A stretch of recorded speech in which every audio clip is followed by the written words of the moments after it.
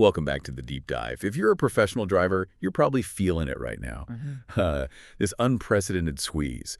We're seeing regulatory penalties, changing contracts, these unexpected financial hits. So today, we're going to synthesize all these pressures and, maybe more importantly, really dig into some proactive strategies, things drivers can actually do right now to get back some freedom and, control over their income. That really is the core mission today. I mean, our sources, including some really insightful stuff from sites focused on trucker life, they point to four big forces kind of hitting all at once. You've got these punitive fees, sudden rule changes, big corporate cost cutting, new mandates, and it all adds up, making trucking feel less like that freedom of the road career and, well, more like a financial trap sometimes. The trap, yeah. But the solution, or at least a path forward, seems to lie in how you treat your off-duty time. Not just rest, but thinking of it as like investment time, building towards eventually, as one source put it, being able to get out on your terms. Okay, let's definitely unpack that. We should start, I think, with a couple of these compliance things that directly hit your ability to earn or even just stay on the road. First up, this financial trap at the ports. Right. Yeah, we have to talk about demurrage, the demurrage trap. Hmm? So demurrage basically is a fee. It gets charged when a container just sits too long at the port after it's been offloaded. The original idea was, to keep freight moving, a penalty for delays. But that's not really how it's working now, is it? It's become this financial black hole, especially for drayage drivers. They're getting slammed with charges for delays that are absolutely not their fault. Exactly. Totally outside their control. We're talking port congestion, terminal systems crashing. Sometimes the container just isn't available or accessible when they arrive. I heard a great analogy for it. It's like getting your car towed because you couldn't unlock it, but the valet was the one holding your keys the whole time. That's spot on. It's just untenable. And the drayage industry, they're pushing the Federal Maritime Commission, the FMC, pretty hard for some relief. They're asking for, basic stuff, really. Real-time container access info, clear ways to dispute these charges, and critically, stop billing for these no-fault delays. So waiting for the FMC?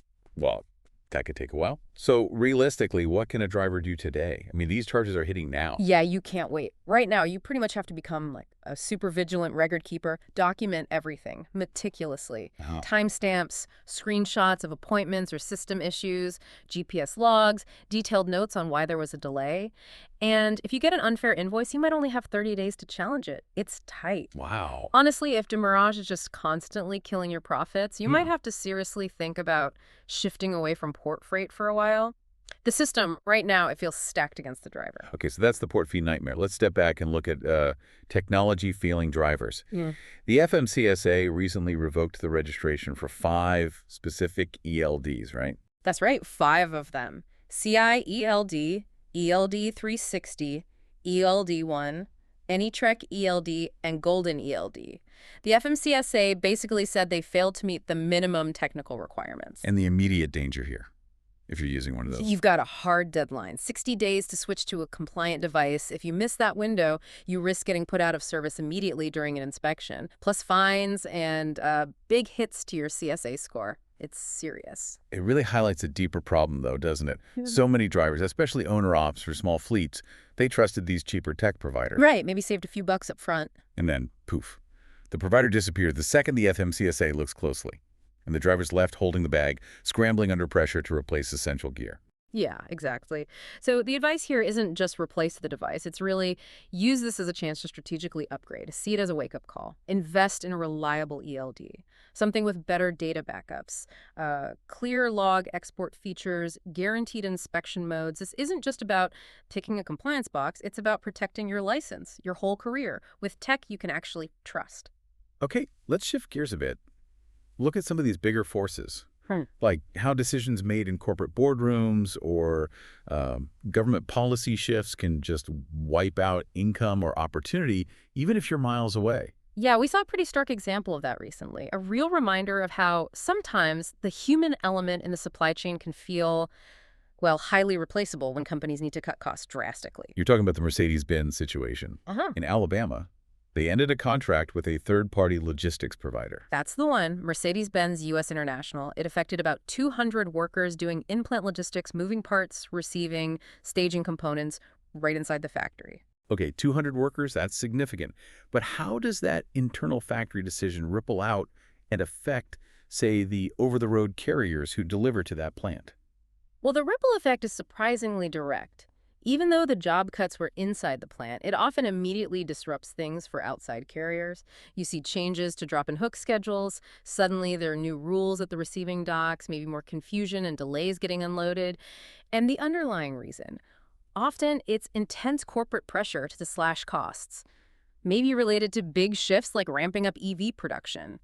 Existing partnerships sometimes become secondary. So this kind of volatility just hammers home that need for personal financial control, doesn't it? Your schedule, your income, it's really vulnerable to these internal corporate moves. Yeah. You're kind of a pawn in their bigger game. Exactly. You're a piece in a supply chain that someone else owns and controls. That lack of autonomy, it's a running theme. And that theme gets reinforced when we look at some regulatory hurdles too, right? Like this ongoing fight over English proficiency requirements for CDL holders. Yeah, that's another layer. There are actually two overlapping bills in Congress right now pushing for stricter English standards for truckers. Okay, two bills. How do they differ? What are they targeting? Well, one seems more focused on raising the language bar for the actual CDL testing and licensing process itself, getting the license in the first place. The other is more about the language skills needed during roadside inspections, understanding documentation, communicating clearly with law enforcement. Both aim to tighten the requirements. And what's the immediate fallout from this push? Where's the pain being felt right now? It seems local CDL schools are feeling it first, and pretty hard.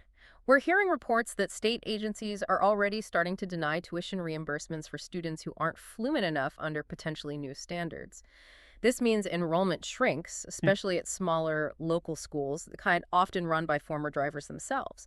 Some are even facing grant clawbacks because their student base is suddenly at risk of being deemed ineligible. So it raises that big question.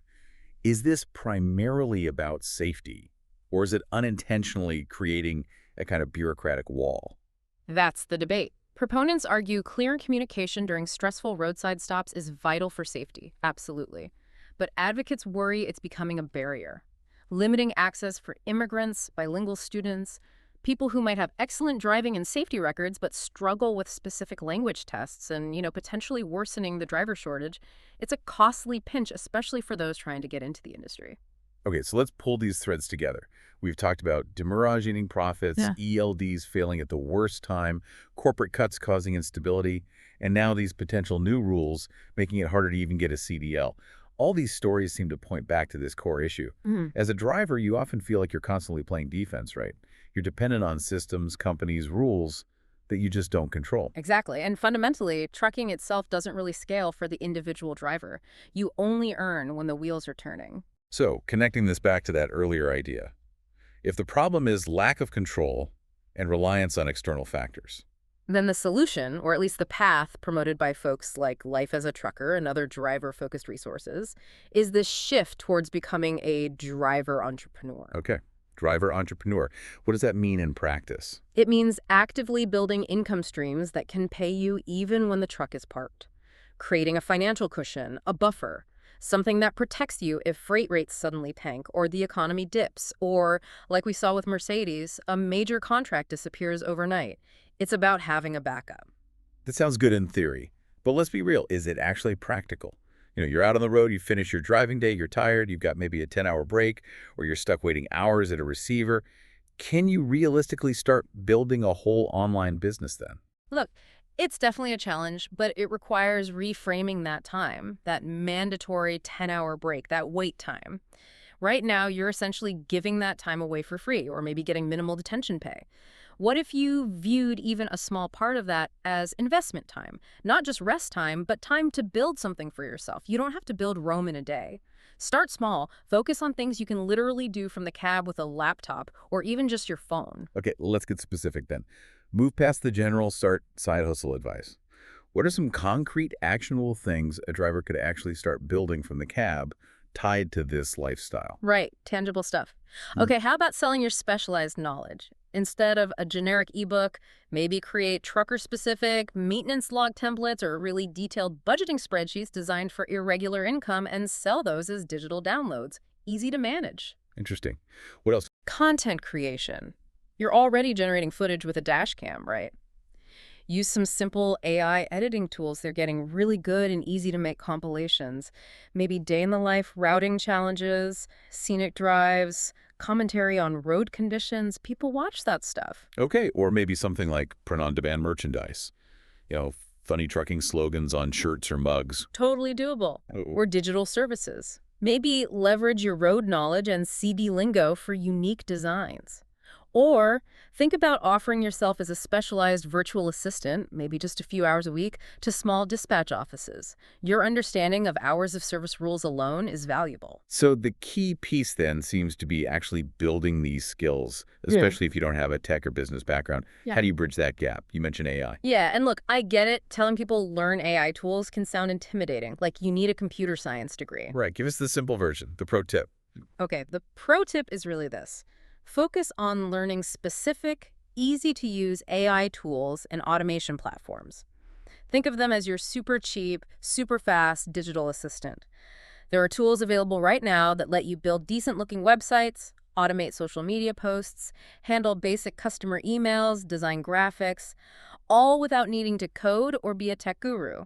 This is how you build those side incomes efficiently, creating recurring revenue month after month. That recurring income is your shield. It softens the blow if your main trucking gig hits a rough patch or the whole market takes a dive.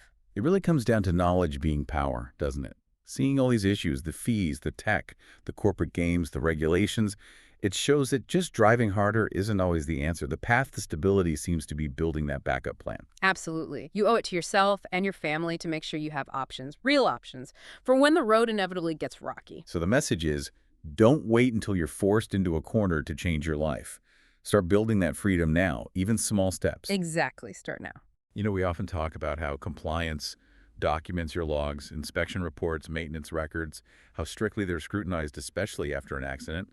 They can be used against you even if the crash wasn't your fault, potentially threatening your entire career on the road. It's true. One incident, even a minor one, can trigger intense scrutiny that can derail everything.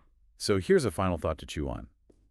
If one crash, one bad inspection, can potentially wreck your future on the road, what kind of new safety, what new definition of control do you achieve when a growing part of your income is built entirely outside the truck? An income that doesn't depend on DOT compliance checks or whether a broker calls you back. That's a powerful question. What does true financial safety look like for a driver today? Something to think about maybe on your next 10-hour break.